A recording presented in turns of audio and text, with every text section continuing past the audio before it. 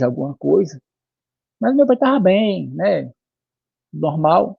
Aí o problema é o seguinte, quando você vai lá no médico, aí é onde eles botam para matar, né? Se você não for com uma pessoa de conhecimento e que saiba o que eles vão falar, porque eles realmente massacram as pessoas com resultado, meu pai chegou arrasado, né? Porque ele estava bem, ia fazer o tratamento ali e tal, mas quando foi receber o laudo, que ele fez a tomografia, meu pai chorou.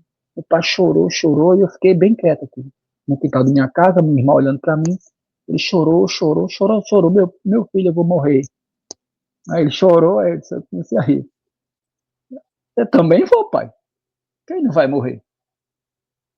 Agora eu tenho duas perguntas, senhor. Três, ou duas. O senhor acreditava que sobrevivia? Ele disse não. Estou aqui. O senhor tem uma filha, mais nova do que eu, Viviane? Sim.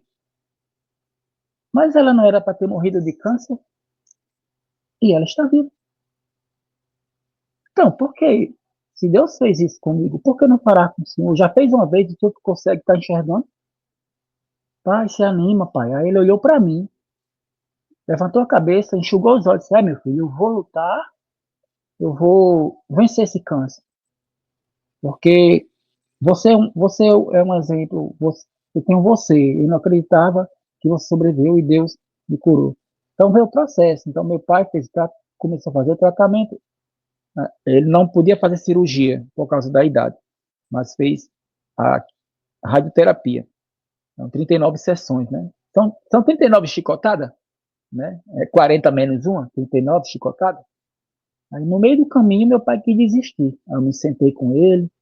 Eu não vou mais não, eu não sei o quê. Tá.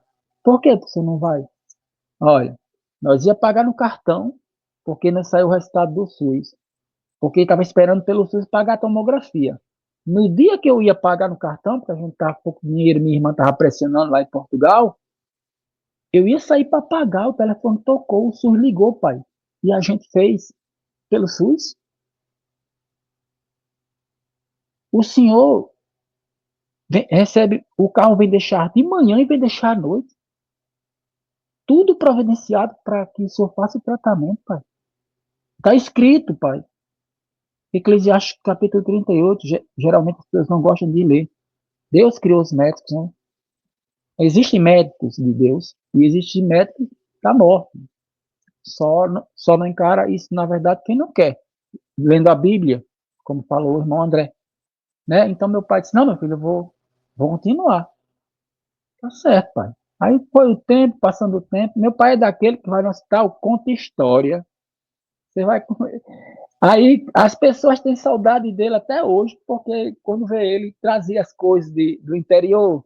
Olha, seu Ninha tá ali, seu Francisco tá, olha, rapaz, conta uma história. Meu pai foi a alegria daquelas pessoas doentes e lá não liga. Olha ver o passo que estava acontecendo, né? E aí, foi o tratamento, passando o tempo, aí o PSA do meu pai caiu para 0,36. Aí ele chegou alegre, pô, meu filho, PCA 0,36. Tá certo, pai, mas daqui a 6 meses eu vou de novo. Aí meu pai voltou de novo, 6 meses, 0,11. Aí a médica disse, senhor Francisco, ele é de criança, né? O PCA do meu pai passou a ser de criança, né? Então tem essas coisas em mim. Mas o ceticismo das pessoas, e eu falar dos milagres que aconteceram em minha casa, é só preste atenção. Jesus curava, as pessoas iam atrás, mas não acreditavam, porque os inimigos já diziam, olha, ele fez por meio de Beelzebub. É a mesma forma, porque o inimigo entrou na igreja para que os padres que têm o dom de Deus não usem mais o seu dom e apenas usem palavras de iluminação, mas eles têm dentro dele o poder de cura. Que não usam são covardes. Eu chamo eles de covardes. Porque não foi dado a nós que somos leigos, mas sim a ele. Isso não está na Bíblia. João capítulo 20 diz, 21, 21. Curai os doentes, perdoai os pecados. entendeu? Não foi a nós. Aí vem Nossa Senhora pelo socorro, pelos choros, por causa do abandono dos sacerdotes, de uma fé que eles não têm, que eram para ter enraizados na fé apostólica, que falou o irmão André. Então, pessoas como o Santo Profeta, chamada de fora do celibato, chamado de fora, como foi chamado Pedro I. Então, as pessoas somente acreditam naqueles que têm, nos estudiosos, nos filósofos, nos teólogos. Aí a própria Bíblia diz: Deus revelou aos humildes e escondeu dos sábios. Jesus falou isso, mas as pessoas, não, isso aqui deve ter errado. Nós temos que acreditar em padre fulano de tal, né? Aí quando você começa a contestar esses padres, não brigar com ele, que eu nunca debati com padre nenhum, porque eu vou ganhar o quê brigando com o padre? Mas quando ele ensina o erro, você vai dizer, aí você diz, quem é tu? Quem é tu? Ele estudou para isso. Eu disse, ele estudou para ensinar eu? Como assim? Jesus disse isso. Os apóstolos disseram isso. Os santos também diriam isso, mas ele está fazendo ao contrário. Então é isso que está levando as pessoas. Porque eu era uma pessoa católica, rezava o texto, fiz catecismo, mas depois fui para o mundo, né? Devido às consequências de um pecado, né? Imagina, é só pensar um pouco sobre livre-arbítrio. Uma criança tem livre-arbítrio para ser abusada? Tem não, né? Então, ela escolheu aquilo. Ela escolhe ser raptada e ser colocada dentro do lugar? Não. Mas veja, Eclesiastes vai dizer que vossos filhos serão os seus juízes no céu. Os pais hoje abandonam suas crianças nas ruas. Então eu tinha aquele questionamento, né? Por que Deus permitiu aquilo comigo? Por que Deus permitiu aquilo comigo? Mas o problema não estava no meu pai nem minha mãe. Por quê? Porque a infiltração já estava desde os tempos dele, ó. Já não foi de minha parte. O engano já vinha desde muito tempo. Você vê, como diz São Paulo em Atos Apóstolos, capítulo 20, 28. Eles já estavam dentro desde lá, gente. Então as pessoas não compreendem isso. Então meu pai foi enganado, minha mãe foi enganada. Então é uma rede grande, mas aí Deus vai chamando, está escrito. A minha ovelha escuta a minha voz.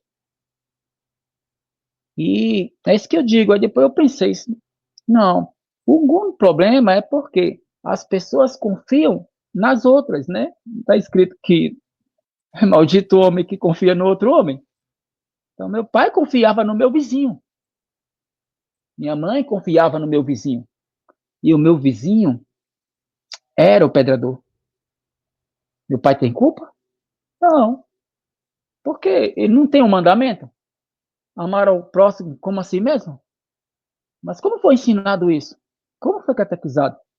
Né? Porque na época meu pai já acreditava que os padres só rezavam por causa do dinheiro, e era verdade, naquela época. E imagina hoje, naquela época, meu pai casou na igreja, certo? Mas ele já acreditava que os padres, eles coisavam por dinheiro, os padres. A gente fala entre aspas, né? Então, né? Porque vamos que, como Jesus disse, que eles estão espalhados aí pelo mundo. Então é isso, né? É isso que eu digo. Pois é. Pode falar. Eu tô com o celular, é um iPhone, descarrega logo, já parece que a bateria tá fraca. É muito importante essa parte que você está falando aí, né, nessa questão, né, de Jesus ter escolhido o profeta, né, para meio que para restaurar, para orientar aquelas pessoas que estão sendo enganadas, aquelas pessoas que acham que tudo é normal e na verdade não é. Eu achei muito importante, José Alberto, essa parte que você está falando aí do seu pai, né, dos milagres, das graças que você alcançou, da cura do seu pai. Eu vejo assim que pelo amor que você tem pelo seu pai, dificilmente a gente vê um filho que tem um amor para o pai, que orienta, né, o pai na situação mais difícil da vida. E ter um filho ali que está sempre de mão dadas, ali orientando, rezando, e é uma coisa muito importante, né, a gente meditar e ver com relação a isso, que hoje a maioria das pessoas, né, não vê esse lado, né, não vê esse lado, acha que é assim mesmo, e muitas das vezes a gente tem que parar e pensar, né? O que a gente puder ajudar, a gente ajuda sim, mas o que você fala aí, eu vejo que você é um homem de muita fé, de muita coragem, e sim, quando isso acontece, né, as graças vêm, porque Deus, né, Deus derrama as graças para aqueles que pedem com amor, com fé. E seu pai foi curado dessa daí, um exemplo muito grande para todos nós, né? Sempre perseverar, não desistir, né? Sempre dar força, dar apoio no momento mais difícil da vida, né, Sujinho? É isso aí, vamos encerrando por aqui, né? Vamos continuar aí com... Muito obrigado pela sua participação aqui, José Roberto, tá? Pelo nosso podcast. Você gostaria de mandar algum alô? Um alô para o pessoal, todos da Palavra de Deus, né? Viva de Deus. Principalmente as duas mulheres guerreiras, né? Me ajudaram muito aí nas minhas internações. Dona Irene de Fátima e Dona Ivonete Nunes, né? Que eu até entrei em contato com ela, eu pedi o telefone do seu Eugênio, então a gente está conversando, é uma maravilha, né? Então, aí, isso aí pelo pessoal aqui de Pirangi do Norte, certo? Por todo o RN, todo o Brasil e todo o mundo, né? Então, essa é a nossa parte, interceder, lutar, e o mais importante é nos unir, certo? E cada um tem seus problemas, né? E após, às vezes, uma coisa no chat, eu fiquei meio chateado, mas aí Deus, como a irmã André disse, Deus ele sempre vai confirmar, mas é para você se orgulhar? Não, as pessoas têm que entender isso, né? Nós estamos capacitados? Não, é Deus que capacita. Então, a resposta Deus vem sempre dando, né? Porque se não tiver humildade, onde chegaremos? Em nenhum lugar, né? Então, é isso aí que nós vemos no Santo Profeta. É nisso que temos que ver nos outros da palavra obra viva de Deus, suportar as dores e sofrimentos e ter aquilo que Jesus disse, o segundo mandamento, amar o próximo como a ti mesmo. Obrigado por tudo e por todos. Participação aí muito boa que você falou aí. Olha, que Deus abençoe você e a sua família, né? Você fala que passa por uma situação bem complicada aí espiritualmente, mas é assim mesmo, tá? Continua firme e forte, e assim mesmo geralmente acontece, né? Tem uns altos e baixos na nossa vida, mas a gente nunca deve desistir, tá? Muito obrigado pela sua participação, tá bom? Que Deus abençoe. Salve Maria. Tá, um abraço. Zé Roberto, Deus te abençoe você e tua família.